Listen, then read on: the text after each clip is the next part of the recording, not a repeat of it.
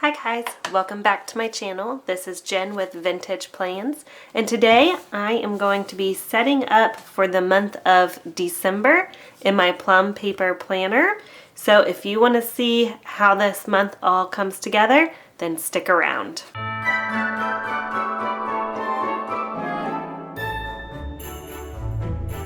Hey guys, so this time I am trying out the voiceover for my setup with this month. I thought it might be a little bit easier to walk you through my process as I'm laying the stickers down instead of going back through it once I'm done.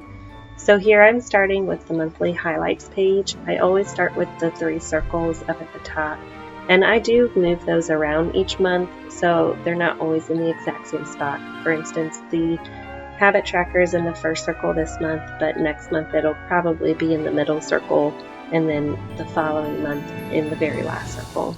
So then I lay in the washi headers, and I keep the birthdays here in this first box just because it makes sense for me. And then we do have months sometimes where there have been more birthdays than will fit, so I'll just spill those over to the next box.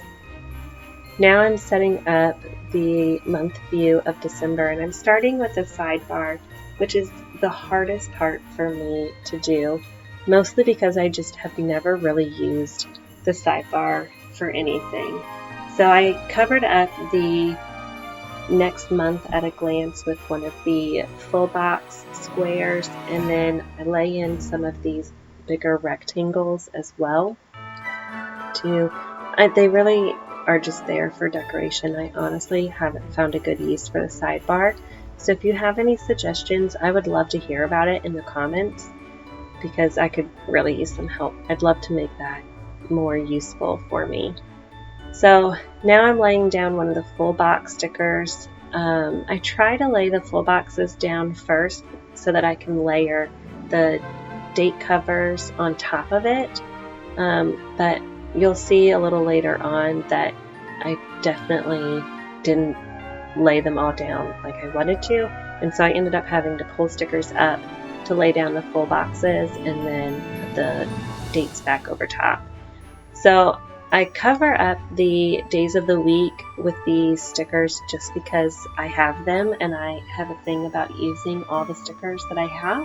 Instead, I just can't throw stickers away. But I know a lot of people will use those to change the start date of the month to be a Monday instead of a Sunday, but that's really just never bothered me. I grew up, every calendar that we had always started on a Sunday, and so I'm really used to seeing my monthly view start on a Sunday, and it just doesn't bother me that it doesn't match the weekly view. And then I come in with the date covers there too. And again, this is just because I can't throw stickers away, and so I have to use everything that's included. And I will usually start with one side of the page and then flip the whole book over to do the other side. And that makes it a little bit easier to lay these down so I'm not constantly flipping back and forth between the two sides of the book or having to keep the book open on my desk. So you'll see now I'm pulling up December 10th, and that was because I wanted to lay down this full box sticker for the first day of Hanukkah. We don't actually celebrate Hanukkah, but I wanted to lay that one down there. And then the 15th is my son's birthday, so I wanted to decorate his box a little bit more than I normally would. So I pulled that one that says today, and I end up covering up where it says today in a little later in the video. And I added a full box to Christmas Day as well and laid in our paydays. So now I'm trying to pull up the birthday sticker that I laid there because I wanted to put it on the 15th to cover up where it says today, but I wasn't able to get it to pull up without ripping it, so I just left it there.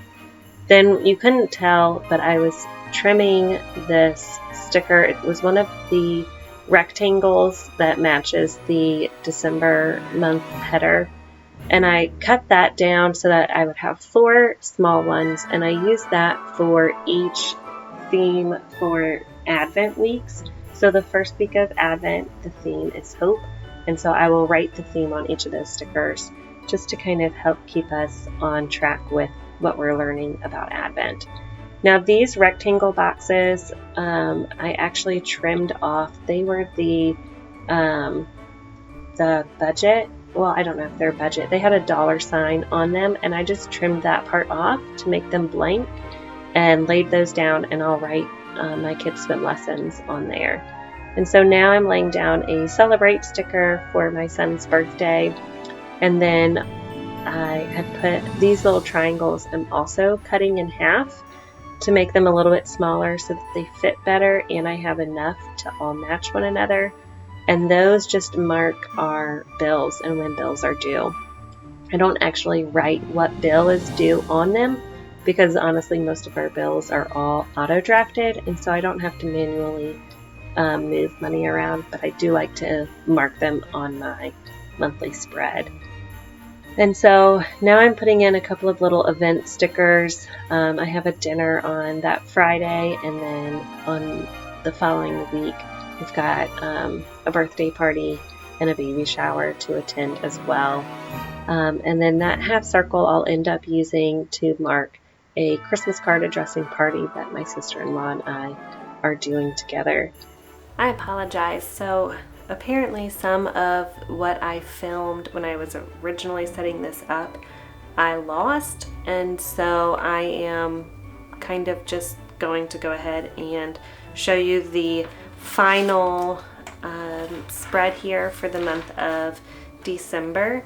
And so I do have a few things written down here in the checklist. These are some kind of bucket list things that I wanted to do this month with my kids. Make some cookies, see some Christmas lights, do a Christmas movie night, and of course do my Christmas shopping as well. I've got my Advent themes written in. So the first week of Advent is hope, then we have peace, then joy, and then love. I wrote in our swim lessons and that my son turns 5 this day.